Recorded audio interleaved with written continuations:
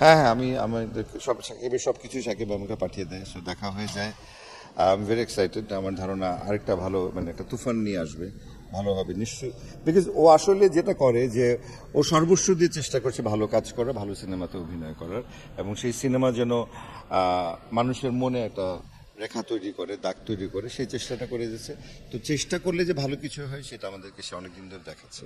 আমি আশাবাদী ইনশাল্লাহ এটাও ভালো যাবে।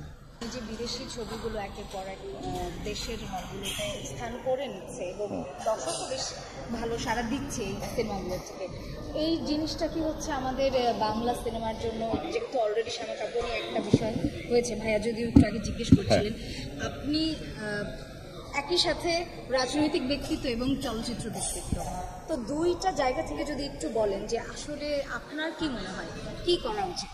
বাংলা সিনেমাগুলোকে কি আরেকটু এগিয়ে দেওয়া উচিত, নাকি হল কর্তৃপক্ষের আরেকটু ভেবে দেখা উচিত? আসলে এখন যদি যোগ্যতা না থাকে তাকে তো জোর করে আপনি এগিয়ে দিতেও পারবেন না। সো আসলে সিনেমা কিন্তু এখন একটা মানে যার যার যোগ্যতাই চলতে হবে। তো আমরা বিদেশি সিনেমা কিন্তু আজীবন ছিল বাংলাদেশে, হলিউডের সিনেমা কিন্তু আজীবন এসেছে, বলিউডের সিনেমা নিয়ে আমরা অনেক বাকবিতণ্ডার পর তারাও রিলিজ করেছে এবং আমরা দেখেছি অধিকাংশ সিনেমায় মুখ থবড়ে পড়েছে।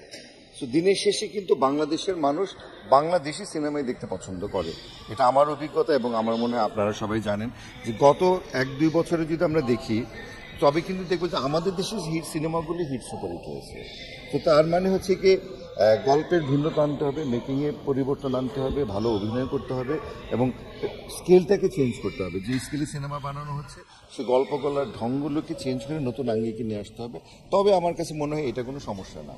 যেটা ভালো সিনেমা সেটা সিনেমা কিন্তু একটা যে কোনো হলে দেওয়ার পরও কিন্তু হিট সুপারহিট হয়ে যায়।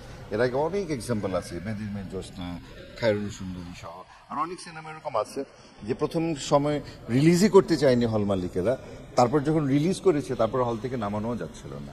সো হল মালিকেরা তো তাদের ব্যবসা দেখবে, তারা এখানে দেখছে না যে তারা কি দেশি সিনেমা না বিদেশি সিনেমা। তো বন্ধুরা, এই ভিডিওটি সম্পর্কে আপনাদের কি মতামত? অবশ্যই নিজের কমেন্ট বক্সটিতে আপনাদের মতামত জানাতে ভুলবেন না।